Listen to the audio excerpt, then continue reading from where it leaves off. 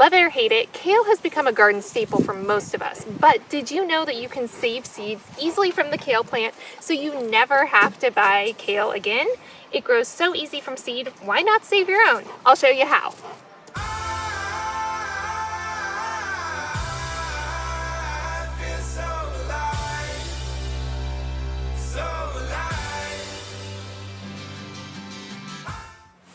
Without a doubt, one of the most popular greens that I see gardeners growing is kale.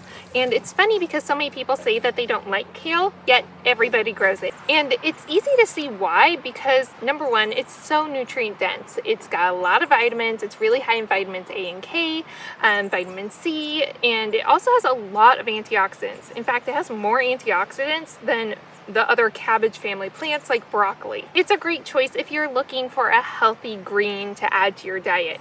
Plus, it's really good in smoothies and added to sautés and stir fries, or you can even dry it and make your own greens powder out of it. And kale's incredibly easy to grow. There's a lot of different varieties and they're really pretty plants. There's dinosaur kale, curly kale, the Scotch curled. There's a bunch of different colors and variations, so they can add a lot of drama to your garden, and they're an edible that you can really get away with growing in a lot of spaces, even if you have regulations from like an HOA or CCNRs. Kale is generally one that you can grow easily and still have it look beautiful in your garden. One of the other benefits of kale is that it's actually pretty easy to grow. Yes, it can get a lot of pests, especially aphids and cabbage worms really like it, but for the most part, it's really resilient.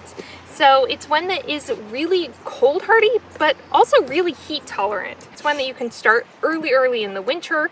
I usually start mine in like February. It has no issues in the cold, and then it grows all the way through summer. And the leaves don't bolt like your traditional lettuces and things like that do. But the great thing about kale is that you can save the seeds from it easily, so you're never buying kale seeds again. There's a lot of different varieties that you can find open pollinated seeds for. You can generally find seeds that are going to be super easy to seed save from, grow that plant, save your own seeds, and never have to buy kale seeds again, have enough to share with all your gardener friends, and who doesn't need more kale? And one of the huge benefits of saving your own kale seeds is that you can choose the varieties that do best in your garden. So for instance, this one has been really pest tolerant. A lot of the ones with the curly leaves will be a little bit more pest tolerant. So you can choose the varieties that you like based on the taste, based on the color, based on the look, based on how cold hardy they are or how heat hardy they are. So you can really kind of customize your kale to your garden. And we've talked in the past about one of the benefits of seed saving being that you can create these generationally adapted seeds that have certain characteristics, and that's certainly something that you can do with your kale as well, and create these seeds over generations that perform very well in your particular microclimate. So let's talk about how to save these kale seeds. So kale is in the brassica family, also known as the cabbage family. And essentially, it's in the same family with all of your broccoli, cabbage, cauliflower, mustards. All of them are in the same family, and they all behave very similarly. So in the first year of life, it's going to focus on creating all of these beautiful, lush leaves. But it's a biennial. So in the first year, you're not going to see flowering stalks, which are going to produce the seeds. You're just going to get all this lush greenness that you can enjoy. Now in the second year of life, if you overwinter it, it's going to then start creating flowering stalks and seeds. So if you want your kale to produce seeds that you can save, you need to overwinter it. Generally in zone 7 and above, it overwinters really easily. And then if you're in a colder region, definitely mulch it as well and prepare for it to die back to the ground a little bit. If you're in a warmer zone though, you can usually harvest from it all winter long. It'll be snowy and I'll still be harvesting kale. And even if it does die back in your region, it's going to be one of the first things to pop back up as soon as the ground temperatures start to warm even the littlest a bit. So that is the great thing about overwintering it too, is that then you'll get that early spring. Sometimes it's still late winter when I start harvesting from it again for the second time. So you'll get your first year harvest, you'll get a second year early harvest, and then it's going to start producing the flowering stalks and the seed heads. So once your kale does start going to seed, once the weather continues to warm, what's going to happen is it's going to send off flowering stalks, and those are what's going to get pollinated and then produce the seed pods. Now at that time, there's still probably going to be some leaves on the plant, but they're going to get a little bit more scraggly as the plant starts to send up these big flowering stalks. So at that point, yes, you can still harvest the leaves, but they're probably going to be kind of bitter at that point. And that's because the plant is focusing its energy on producing those flowering stalks. And so it's taking a lot of the sugars and the energy that was putting into the leaves, and it's instead focusing that on the flowering stalks so that those have the energy to produce the seeds. So at that point, the greens probably aren't going to taste as good. They're going to be bitter, and we've all had bitter kale. It's just not worth it. If you are saving kale in your garden for seeds, you don't need to save a ton of plants because one plant produces a lot of seeds. So let's go take a look now. This is the before. I'm going to show you what it looks like after it's gone to seed. Okay, so would you have guessed that this was a kale plant that looked just like that one last year? Probably not. Now, it looks dramatically different. Definitely not as pretty at this point. So you can see how the leaf matter has really died back at this point because the plant has put all of its energy into these seed pods. So once the temperature started warming up, it produced all these flowers, they became pollinated, and now we have these seed pods. Now, one thing about kale, when you let it go to seed, just like otherwise, the aphids love it. So I do recommend, if you are having a lot of aphids, you'll definitely see ladybugs and things like that moving in. But what can also be helpful is spraying your plant down.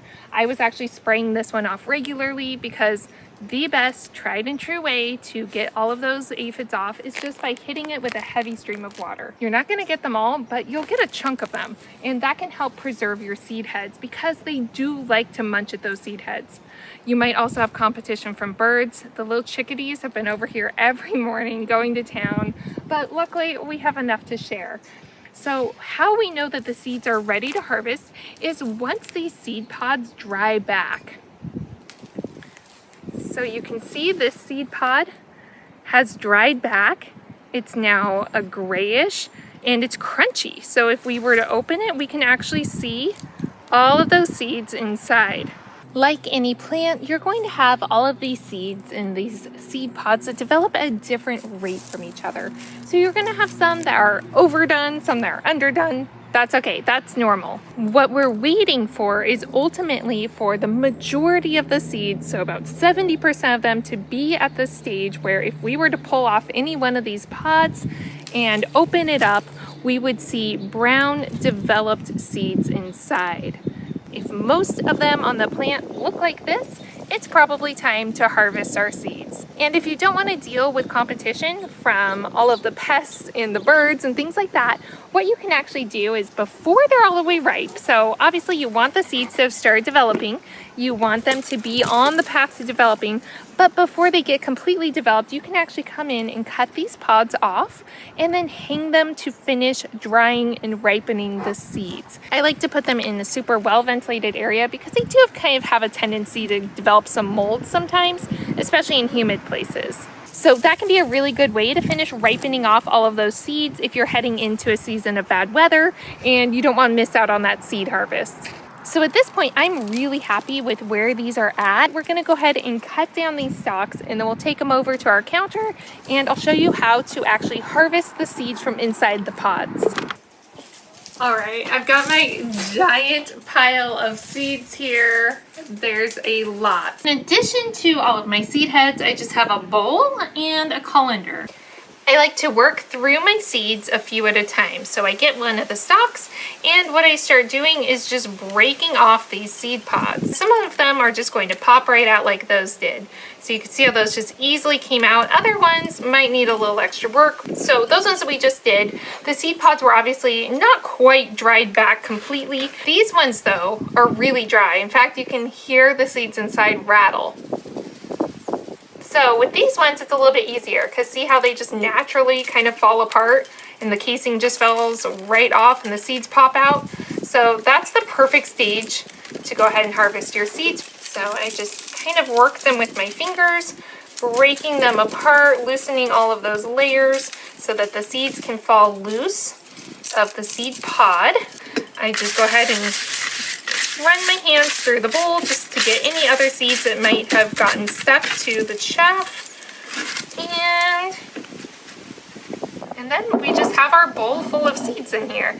So you can see already we're getting a good amount of seeds. Once we're done with the initial separation of the seed from the seed pod, we'll end up with something that looks a little bit like this. There's still going to be some of the chaff, the seed pod material in here, as well as hopefully a whole bunch of seeds. So we'll strain it one more time and then we'll winnow it to get rid of the smaller pieces. Now that I've winnowed them and have used the strainer a couple of times, they are looking really, really good. So there's still just a tiny bit of chaff or plant material in there, but that's okay.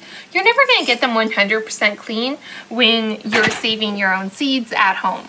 But get them as clean as you can, and then once you do that, you're gonna wanna put them either in a baggie. I prefer either a plastic bag or a Mylar bag, or a paper envelope works really well too. And just make sure that you label it. So you always wanna put down, what the seed is, the variety if you know it, and then the year you saved it. And with your kale seeds, they will generally be viable for a couple of years. So 2 to 3 years on average. Obviously the way that you store them is going to help or hinder how long they're going to be viable for, and generally they're most viable within the first year. You always want to store your seeds somewhere dark where they're not exposed to direct sunlight and they're not getting a lot of moisture.